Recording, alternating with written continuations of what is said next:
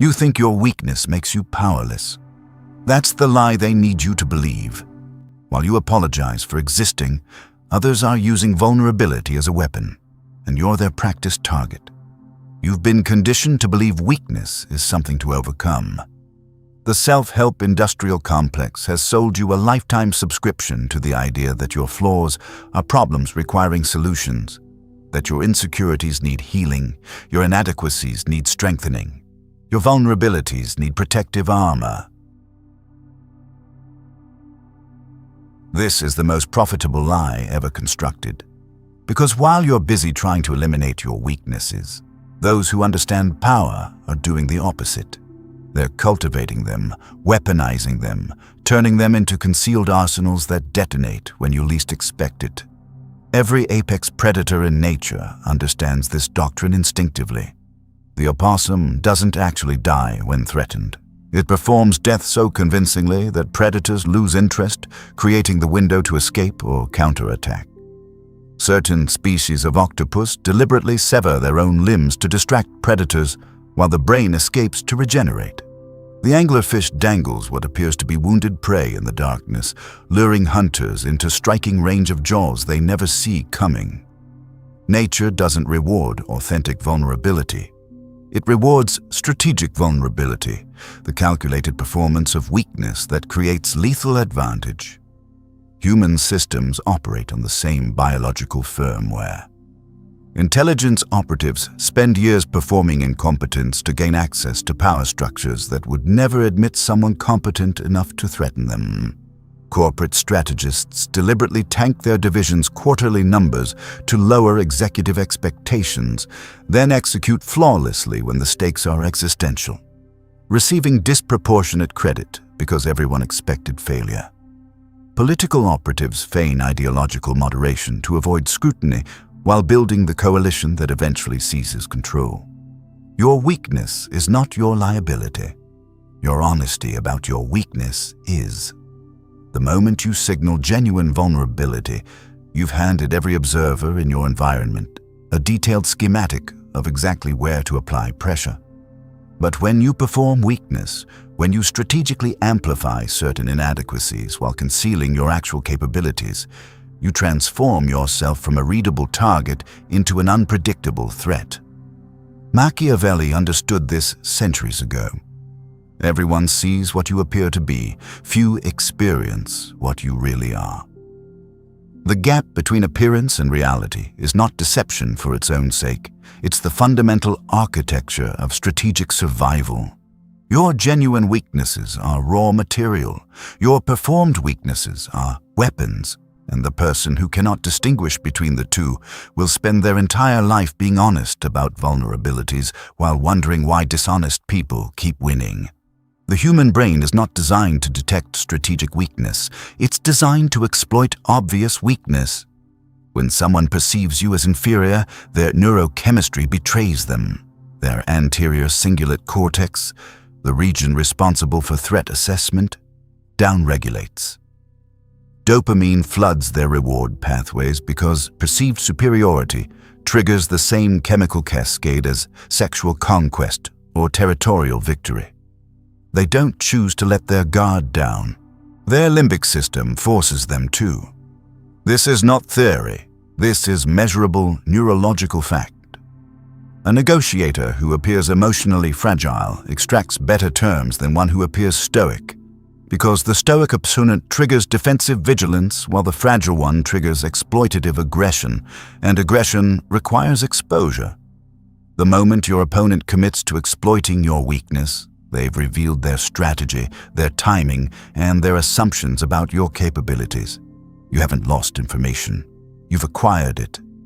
Consider the intelligence operative who joins an organization by failing the entrance exam just badly enough to seem harmless, but competent enough to be useful. They're placed in a low security position because everyone agrees. This person lacks the capacity for serious threat. Over months, they perform a carefully calibrated blend of minor incompetence and occasional usefulness. Just competent enough to avoid termination. Just flawed enough to never warrant surveillance. And in this gap, Between what they appear capable of and what they're actually executing, they map the entire internal architecture of the organization. This mechanism works because human arrogance is chemically mandatory. When you encounter someone weaker than you, your brain interprets this as confirmation of your relative fitness. You stop watching them as carefully. You speak more freely around them. You include them in proximity to sensitive information because their perceived inadequacy makes them invisible. And invisibility in hostile territory is worth more than armor. The strategic performer of weakness understands something the authentically weak never grasp. Your opponent's overconfidence is your infrastructure. Every time they underestimate you, they're building your operational capacity. The person who needs to prove their competence is constantly monitored. The person who successfully hides their competence operates in an environment of total surveillance failure. You think you're the first person to discover this doctrine. You're not. You've been surrounded by practitioners your entire life. These are the archetypes, behavioral templates refined across centuries of strategic survival. The gray man is the archetype of operational invisibility. He performs precisely calibrated mediocrity across every visible metric. In corporate environments, he's the employee whose performance reviews describe him as solid contributor, language so generic it triggers no executive attention. He volunteers for mid-level projects that keep him embedded in information flows without attracting managerial scrutiny. The gray man's genius is understanding that in hierarchical systems, the middle is where surveillance fails. Leadership monitors high performers and disciplines low performers. The gray man operates in the space where nobody is watching and uses that inattention to map power structures and position himself for seizure opportunities that appear to come from nowhere. The wounded shark is the archetype of baited aggression. She deliberately displays injury to provoke attack, knowing that predators cannot resist wounded prey. In negotiation environments, she enters with visible emotional fragility. Her counterpart interprets this as weakness and becomes aggressive, pushing for exploitative terms. But aggression requires commitment. The moment her opponent commits to the attack, they've revealed their maximum position, their risk tolerance, and their assumptions about her breaking point. She's gathered complete intelligence about their strategy, while they've gathered nothing about hers. Then she pivots. The fragility disappears, and her opponent realizes too late that they've structured an entire negotiation around assumptions that were strategically fed to them. The court fool is the archetype of privileged irrelevance. Historically, the fool was the only person in a monarch's court who could speak truth without execution, because everyone agreed the fool lacked the intelligence to be threatening. Modern practitioners perform intellectual humility or comedic buffoonery that positions them as non-threatening, while using that perceived irrelevance to deliver observations that would get a serious person fired or eliminated. The court fool trades status for access, appearing harmless enough that truth becomes permissible. These archetypes share a common structure. They've identified which weaknesses their environment is programmed to dismiss, then weaponized those exact inadequacies to create operational advantage. They're not hiding their strengths despite their weaknesses. They're hiding their strengths inside their weaknesses. This isn't innovation. This is excavation. Weaponized weakness is one of the oldest survival doctrines in recorded history. Byzantine Emperor Michael III, known as Michael the Drunkard, spent years performing alcoholic incompetence so convincingly that rival factions dismissed him as a non-threat to the throne. While his opponents maneuvered openly for power, Michael used his perceived incapacity as cover to build a coalition of military commanders. When he finally moved, the purge was surgical. Every rival who had dismissed him was eliminated in a single night. The Mongol feigned retreat was not a retreat at all. It was a performance of defeat designed to trigger pursuit. Opponents who believed they'd routed the Mongol force would break formation to chase what appeared to be a fleeing army, only to discover they'd been drawn into a kill box where mounted archers wheeled and annihilated them. The tactic worked because the human limbic system interprets fleeing opponents as confirmation of victory. Dopamine floods the system, risk assessment collapses, and disciplined formations dissolve into individual pursuit. Corporate history is written in the same ink. Japanese automotive manufacturers entered the American market by deliberately positioning their products as economy-tier alternatives. Ford, GM, and Chrysler dismissed them as non-threatening, cheap imports appealing to a marginal consumer segment. While American manufacturers ignored them, Japanese companies used their dismissed market position to perfect manufacturing processes and quality control systems. By the time Detroit recognized the threat, Toyota and Honda weren't economy brands. They were the new standard, and American manufacturers were losing entire consumer generations. History's lesson is unambiguous.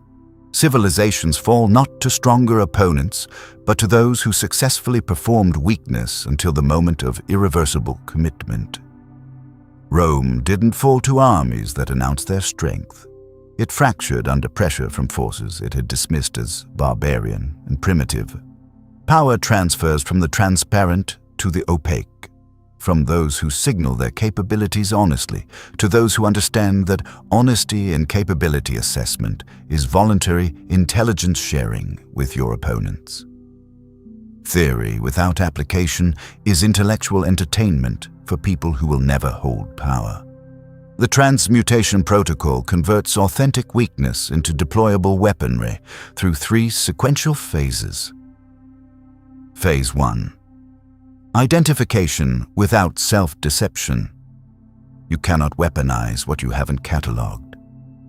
The first phase demands ruthless self-inventory of your genuine vulnerabilities, your actual incompetencies, your legitimate insecurities, the skills you lack, the emotional triggers that destabilize your decision-making. Document them with clinical detachment, as if you're analyzing someone else's weaknesses for exploitation. This phase fails when ego interferes. Your job is not to feel better about your flaws. Your job is to achieve photographic accuracy about them. Phase 2. Calibration, environmental response mapping. Not all weaknesses are strategically useful. Phase 2 identifies which of your cataloged weaknesses trigger predictable behaviors in the specific actors you need to manipulate. Select a low-stakes environment. Display one cataloged weakness and observe who becomes more communicative, who lowers their operational security, who begins treating you as less threatening. Document the pattern. An executive discovers that displaying uncertainty about financial terminology causes the CFO to over-explain company budget structures, inadvertently revealing cash flow vulnerabilities. The weakness isn't real, but the performance of it creates an intelligence window. Phase 3. Performance. Controlled amplification. You deliberately amplify the calibrated weakness in high-value contexts where the intelligence or positional advantage justifies the reputational cost. But weaponized weakness is a temporary performance, not a permanent identity. You must maintain the capacity to retrieve competence the moment strategic conditions change. You perform controlled reactivity in contexts where specific colleagues are observing while maintaining complete composure in contexts where other actors are measuring your threat level. You're running multiple simultaneous performances optimized for different audiences. Advanced practitioners deploy the controlled collapse, a strategic failure that appears authentic but is actually engineered to achieve specific positional outcomes. A product manager deliberately tanks a low-stakes project by performing project management incompetence, which causes leadership to reassign them to a higher-value project where their actual competencies can generate career-defining results. The failure isn't real. It's a performed inadequacy designed to escape low-yield terrain and access high-yield opportunities. The transmutation is complete when your weaknesses are no longer things that happen to you. They're tools you deploy with intentionality. You display incompetence when it buys you intelligence. You perform fragility when it causes opponents to expose their attack patterns. You engineer visible failure when it creates access to positions where invisible success becomes possible. There is a version of you that will not survive this doctrine. The version that believed authenticity was a virtue. The version that thought being yourself was a coherent strategy in adversarial environments. That version must die, not metaphorically. You must execute the identity that thinks weakness is something you have rather than something you deploy. The psychological architecture you've operated under is designed for cooperative environments that no longer exist. You were raised in systems that rewarded honest signaling. Those systems taught you that your real self is the version that experiences genuine emotion and displays unfiltered reactions. You no longer operate in those contexts. You operate in strategic environments where every signal you transmit is intelligence for actors whose objectives compete with yours. Identity death begins with accepting an uncomfortable truth. There is no real you beneath the performances. There's only versions of you optimized for different outcomes. The you that performs weakness to extract intelligence is not less authentic than the you that displays competence to signal threat. Both are tactical selections from your behavioral repertoire, chosen based on environmental conditions and strategic objectives. This requires killing the narrative of unified identity. You are not one person wearing different masks. You are multiple operational personas that share biological infrastructure. The executive who performs strategic incompetence in board meetings is deploying the incompetent persona because it generates superior outcomes in that specific context. Both personas are tools. Neither is more real. The person who successfully weaponizes weakness has executed a specific cognitive death. They've killed the part of themselves that needs to be seen accurately by others. The desire to be understood, to be recognized for who you really are, is one of the most fundamental human drives. It's also one of the most exploitable. Every time you need someone to see your authentic capability, you've created a vulnerability. Identity death means accepting that you will never be fully known. Your closest relationships will be calculated risks in information security, and the person observing you will never reliably know which performance they're seeing, because you've stopped tracking the difference. This creates isolation that most people are not psychologically equipped to tolerate. You cannot have relationships based on mutual transparency when you've accepted that transparency is optional intelligence sharing. The price of weaponized weakness is permanent strategic distance from every human being in your environment. But here's what identity death actually buys you: operational freedom.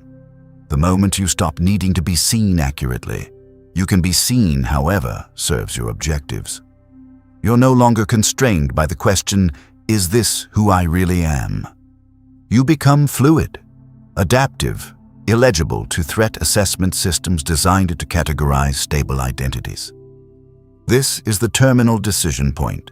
You choose between two species of human being that occupy the same civilization but play fundamentally different games. The first species operates transparently. They believe that honest signaling builds trust, that authentic vulnerability creates connection, and in certain protected environments, this strategy produces acceptable outcomes. But the moment you step outside into domains where resources are contested and outcomes are zero-sum, transparent operation becomes voluntary self-elimination. The second species operates opaquely. They've recognized that in strategic environments, every honest signal is exploitable intelligence. They perform weakness when it generates advantage.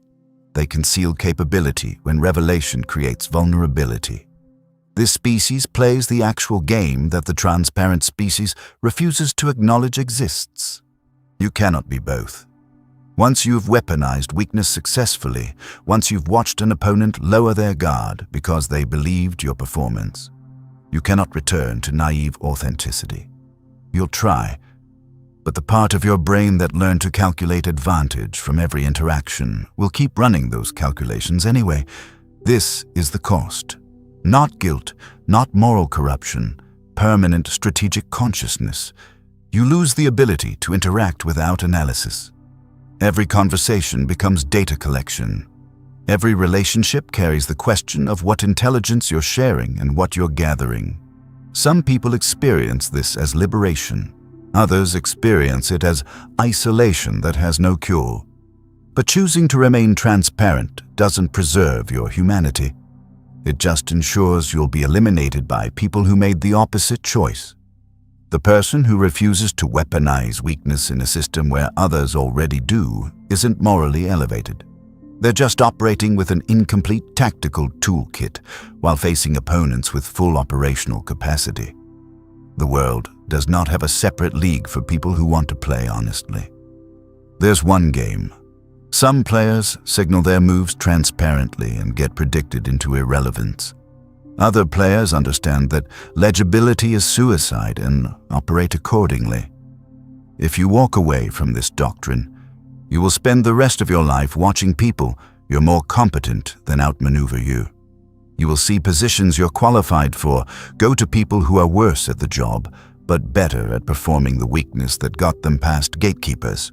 You will build things that get taken by people who strategically appeared non-threatening until the moment of seizure. The alternative is accepting that weaponized weakness is not a tactic you deploy occasionally. It's an operational framework you inhabit permanently. It's accepting that you will never be fully known, that your relationships will always carry calculation, that the version of yourself you show to the world will always be determined by what that world rewards rather than what you authentically feel. Most people cannot pay this price, and that's fine. The doctrine doesn't need universal adoption to function. It only needs differential adoption. As long as some players weaponize weakness while others operate transparently, the strategic asymmetry persists. And asymmetry is where power transfers. You're at the decision point. You can remain the version of yourself that needs to be seen accurately. That version will have relationships that feel more authentic. That version will also be outcompeted and eliminated from high-stakes environments by people who stopped needing to be seen accurately years ago. Or you can execute that version entirely. Adopt weaponized weakness as your default operational posture. Accept the isolation, the permanent calculation, the inability to ever fully trust or be trusted, and operate with the freedom that comes from being fundamentally illegible to every threat assessment system designed to predict and neutralize you. There's no moral framework that makes this choice for you. Just outcomes. Transparent operators get predicted. Opaque operators stay unpredictable. Predictable players get neutralized. Unpredictable players create options. Options accumulate into power. Power determines who writes the rules of the next game. The doctrine is complete. The methodology is operational. Everything you need to weaponize weakness is now in your possession. What you do with it determines which species you belong to, and which species survives the environments you're about to enter. Choose accordingly.